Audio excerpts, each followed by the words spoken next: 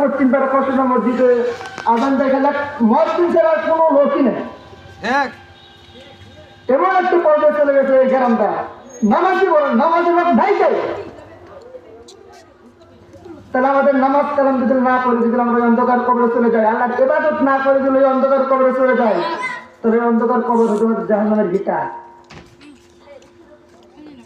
আমরা দুনিয়ার সামান্য আগুন সহ্য করতে পারি না, দুনিয়ার ওদের তাপমাত্রা সহ্য করতে পারি না, আমরা ওই কবরে আজাব সহ্য করতে পারবো?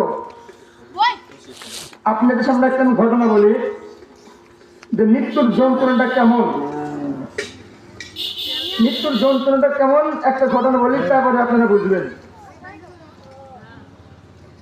একদিন মা মারিয়াম আলাইহিস সালাম ডাক্তার বলতেছেন, ইসারে আমার বড় ক্ষুধা লেগেছে, আমার বড় ক্ষুধা লেগেছে,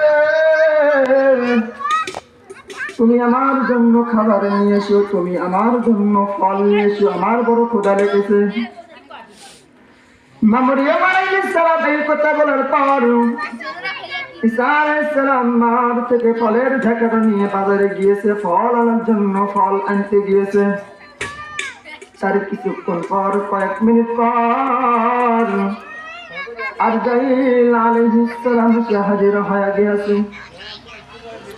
আরজাইল আলাইহিস সালাম ডাকতে বলতেছেন, আসসালামু আলাইকুম মা মারিয়াম,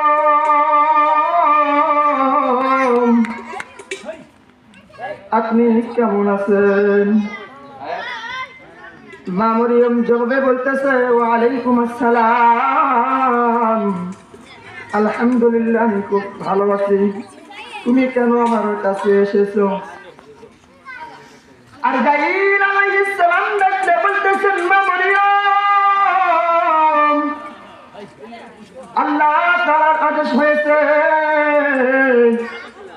আল্লাহ তাআলার হুকুম হয়েছে, আল্লাহ তাআলা আমাকে পাঠিয়েছেন আপনাকে নিয়ে যাওয়ার জন্য, আপনাকে চলে যেতে হবে, আপনি প্রস্তুতি হন। এই কথা শোনার পর মা মারিয়াম আলাইহিস সালাম ডাকতে বলতেছেন, আরজাইল, তুমি আমাকে নিয়ে যাবে, এতে কোনো আমার আফসোস নাই, এতে কোনো আমার আফসোস নাই। আমি জানি এই পৃথিবীতে তার একদিন, এই জীবন নিয়ে পৃথিবীতে এসেছি, তার একদিন না একদিন চলে যেতে হবে, সেটা আমিও জানি। কিন্তু তোমার কাছে আমার একটা আবদার আছে।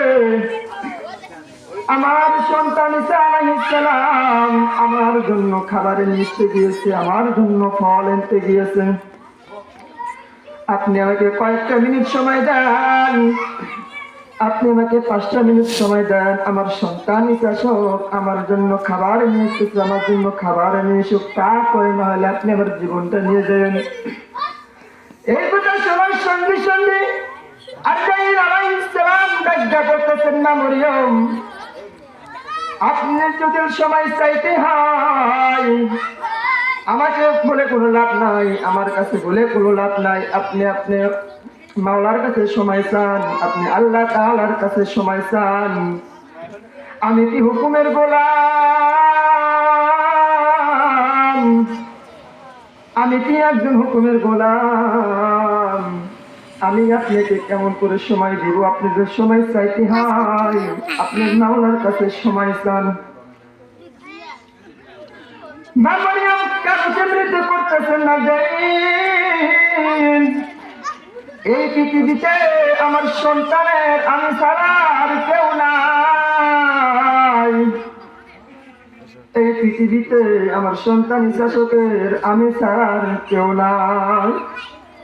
তুমি আমাকে 5টা মিনিট সময় না দিলেও তুমি আমাকে 2টা মিনিট সময় দাও, এর ভিতরেই আমার সন্তান ঈসাক এসে যাবে। আরজাইল আলাইহিস সালাম আবার ডাকতে বলতেছেন, মা মারিয়াম, আমাকে বলে কোনো লাভ হবে না, আমাকে বলে কোনো লাভ হবে না, আপনি যদি সময় চাইতে হয় আপনি স্বয়ং আল্লাহ তাআলার কাছে চান।